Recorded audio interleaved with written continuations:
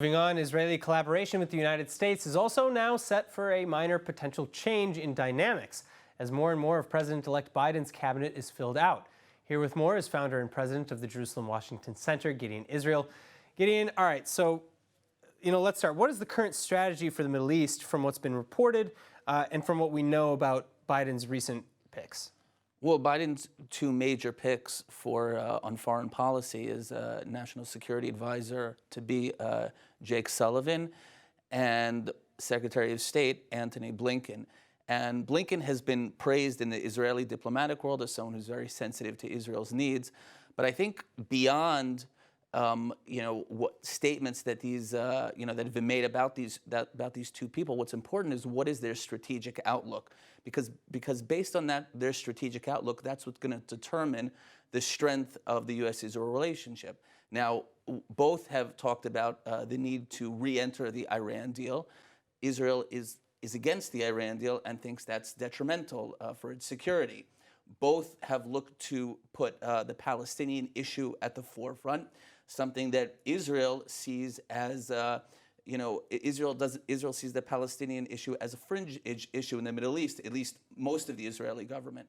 And another thing is that these people also see human rights issues as very important issues throughout the Middle East, which could endanger America's relationship with Saudi Arabia and Egypt. So if they pursue this agenda, Blinken and Sullivan, this does not bode well for Israel and the strength of the U.S.-Israel relationship. All right, so, but I have to say, do you see any changes from the United States with respect to, I don't know, its balance of its relationship between Israel and the Palestinians? Well, I mean, certainly the. I mean, because you're describing a lot of disagreements that we're having, but I'm not necessarily sure. How does that translate to? Well, obviously, the United States is going to restore funding to the Palestinian Authority across the board. The Palestinian delegation in Washington D.C. will be reopened, But beyond even these changes, what's I think of more concern for Israel and supporters of Israel in this administration is those people who, let's say, will be at second-tier positions. One example is this woman named Rima Dodin, who's going to be the deputy director for legislative affairs in the White House. She's going to be the one liaising with Congress on legislation for the administration. And she's a Palestinian, but she's also regularly in contact with CARE. While she was at UC Berkeley, she legitimized or rationalized Palestinian suicide bombings.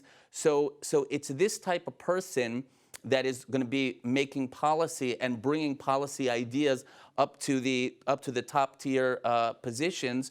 And also these type of people move on as the administration progresses. So what the Biden administration will do is facilitate a lot of these type of people from the hard left to be in positions of prominence in the administration. But is there a chance that maybe some of the more moderate voices in the administration and within Congress might soften their stances, or do you think that it'll be the other way around, that some of the more extreme voices will be given new life?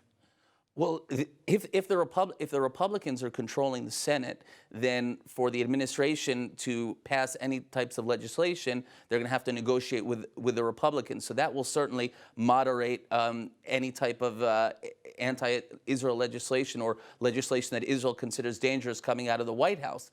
But there are many things that the administration can do on a day-to-day level that can be very harmful to Israel, and it doesn't necessarily go up to the President of the United States. So I think there's certainly reason for concern among Israel and supporters of Israel. Okay, in Israel, thank you so much for being with us. Thank you.